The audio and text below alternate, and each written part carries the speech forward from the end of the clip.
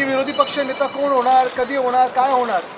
मला वाटतं सगळ्यात महत्त्वाचं म्हणजे कधी होणार हा एक विषय आहे. महाराष्ट्रासारख्या राज्यामध्ये एवढं निवडणुका झाल्यानंतर निवडणूक आयोगाच्या आशीर्वादानं बहुमताचं सरकार बसलेलं आहे आणि तरी नेमकं कोणाला घाबरता येत आहे, कशाला घाबरता येत आहे. विरोधी पक्ष नेता वरच्या हाऊसमध्ये असेल किंवा खालच्या हाऊस म्हणजे आमच्या विधानसभेत असेल किंवा विधान परिषदेत असेल, दोन्हीकडे नसताना सरकारला नेमकी कशाची भीती आहे.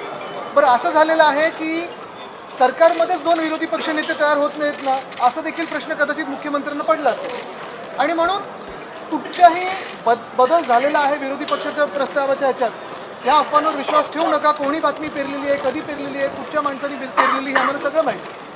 पण एक लक्षात घ्या तुम्ही, जे आमच्या कानावर येतं की सत्ताधारी जे बाक आहेत, एक पक्ष दोन गट असे जे आहेत, त्याच्यातून एका गटामधून 22 आमदार मुख्यमंत्र्यांच्या हाती लागलेले आहेत. जर तुम्ही गेल्या एका वर्षाचा अभ्यास केलात तर त्यांची कामं असतील, त्यांना फंड असेल, चांगलं मिळालेलं आहे.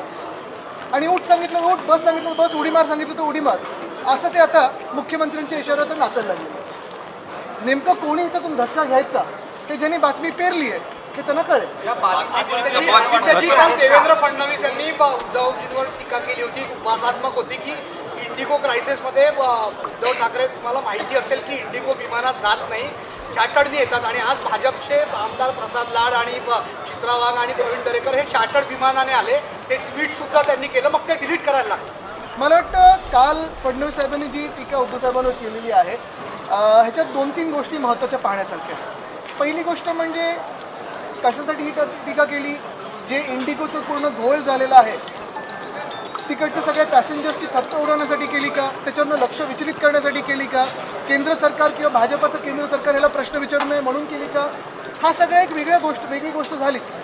पण काल स्वतः मुख्यमंत्री हे चार्टर्ड प्लेनने आले, त्यांचं विमान 2दा मुंबईला गेलं, इतर मंत्र्यांना आणलं, दोन्ही उपमुख्यमंत्री चार्टर्ड प्लेनने आले. आज काही भाजपचे आमदार चार्टर्ड प्लेनने आले. पण ह्याहूनही पुढे जाऊन मी तुम्हाला सांगतो, विधानसभेच्या प्रचाराचं तर वेगळंच. आत्ता सगळ्याच्या नगरपंचायती आणि बाकीच्या निवडणुका चालू आहेत, तेव्हा एक मुख्यमंत्री आणि 2 इल्लिगल उपमुख्यमंत्री, म्हणजे पद ती खरं ग्राह्य पकडू शकत नाही, हे कुठच्या हेलिकॉप्टरने फिरतायत, ते इंडिगोने फिरतायत, स्पाइस जेटने फिरतायत, ST पकडून फिरतायत, गाडीने तरी फिरतायत का. एक उपमुख्यमंत्री तरी असे आहेत जे गद्दार आहेत, त्यांच्या गावी जायला रस्ते नाही आहेत, 2-2 हेलिकॉप्टर जातात. तसंच जर पाहिलं गेलं तर आत्ताच्या निवडणुकांमध्ये हे हेलिकॉप्टर घेऊन मंत्री उपमुख्यमंत्री मुख्यमंत्री फिरत आहेत. त्या हेलिकॉप्टरमधून ज्या बॅगा येत आहेत त्याच्यातून कुठच्या आनंदाचा शिधा वाटला जातो आहे हे देखील आम्हाला कळावं. कारण आम्ही ज्या विमानातून आलो आमच्या बॅगा तशा काही एवढ्या मोठ्या नव्हत्या. हे प्रचारात 3 तासासाठी तिथे जातात, 20 मिनिटासाठी जातात, पण आनंदाचा शिधा ह्या मोठ्या मोठ्या बॅगेतून घेऊन जातात. हा कुठचा वाटप नेमका होतो. आणि म्हणून मी तुमचं सगळ्यांचं लक्ष पुन्हा एकदा या गोष्टीवर आणतो की आपल्या देशामध्ये 2014च्या आधी किती वेगळे एअरलाईन होते बघा, आणि नंतर 14 नंतर ह्या एअरलाईन मारत मोनोपली झाली आणि केंद्र सरकारचं देखील ही एअरलाईन ऐकत नाही. अशी दादागिरी करून केंद्र सरकारलाच हे उत्तर देणं गरजेचं. आणि नुसतं एका मंत्र्याला नाही तर केंद्र सरकार नेमकं काय करतंय ह्याच्यावर प्रश्न आहे. रुपये बघा पडलेला आहे, 90च्या पुढे गेलेला आहे. एशियामधली सगळ्यात खराब परफॉर्मिंग करन्सी ही आपली आहे रुपयाची. तसं पाहिलं गेलं तर शेतकरी आत्महत्या वाढलेल्या आहेत. परवा देखील आमचे जे खासदार आहेत ओमराजेजी, त्यांना उत्तर आलेलं आहे की महाराष्ट्र शासनाकडून प्रस्ताव आला नव्हता, आता आल्यानंतर म्हणजे हे सगळं उत्तर आल्यानंतर आत्ता प्रस्ताव पाठवला आहे कर्जमुक्ती किंवा जी काही मदत असेल ती. म्हणजे एका बाजूला साफ लोकांबरोबर खोटं बोलायचं आणि दुसऱ्या बाजूला थट्टा करून लोकांचं लक्ष विचलित करायचं ही त्यांची प्रवृत्ती. एक मिनिट, मराठी पूर्ण होऊन हिंदी करूया.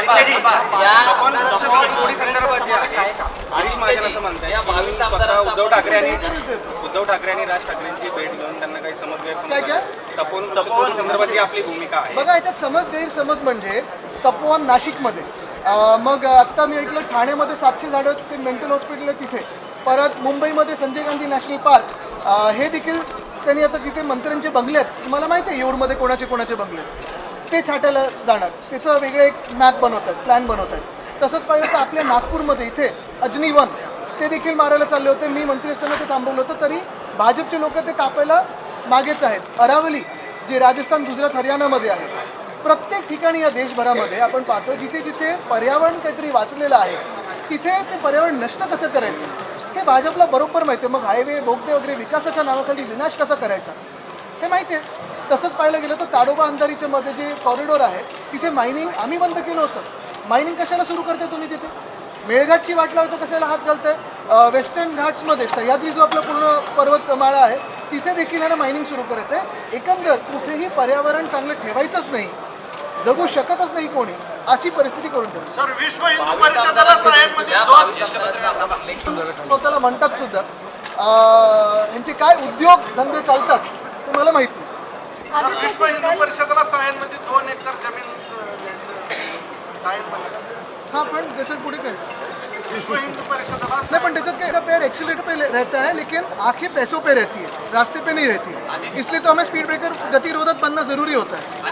तुम्ही टोलवा टोलीचा विषय घेतला आहे, पण यांचं जी झोलवा झोलवी चालते ते थांबवण्यासाठी त्यांना आम्ही थांबू अशी भीती वाटते.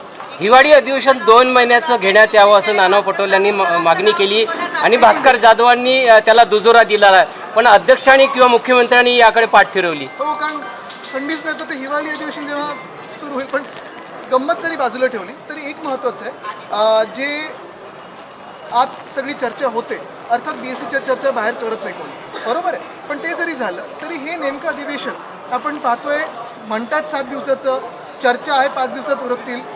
तसं पाहिलं गेलं तर सगळ्यात मोठा जे काही कामकाज आहे ते सप्लिमेंटरी डिमांडचं, पुरवणी मागण्यांचं.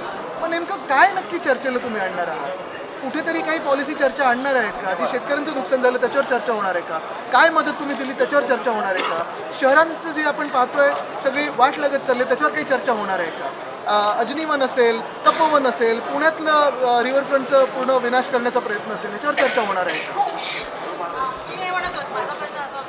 सुचवलेलं आहे तेच आहे की अफवा, जसं मी सांगितलं, एका गटातल्या 2 लोकांनी पेरलेली आहे सकाळी आणि ते एक चॅनल चालवली. अफवांवर विश्वास ठेवू नका, हा सोर्स चुकीचा आहे.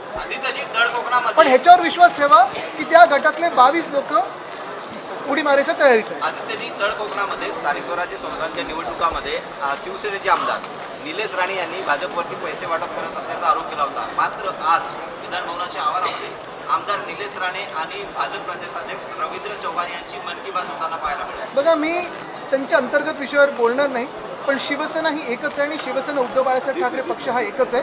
बाकीचा मिंदेगटाबद्दल त्यांना शिवसेना बोलणं योग्य आहे. त्यांनी सगळं चोरलेलं. काय सांगाल म्हणजे ह्यांनी आता जाऊन शेतकऱ्यांमध्ये बोललं पाहिजे की जे त्यांनी निवडणुकीच्या आधी वचनं दिली होती ती कधी पूर्ण करणार. आपल्याला आठवत असेल इकडच्याच अधिवेशनात उद्धव साहेबांनी मुख्यमंत्री झाल्या कुठेही निवडणुका समोर नजरेत नसताना देखील शेतकऱ्यांसाठी कर्जमुक्ती ही जाहीर केली होती. कर्जमाफी पण आम्ही बोलत नाही, मुक्त बोलतो आम्ही, माफ गुन्हेगाराला करतो. पण हेच सरकार, भाजपचं सरकार आणि सोबत जे गट आलेत ते आता थट्टा उडवतात शेतकऱ्यांची आणि सगळ्यांची. धन्यवाद.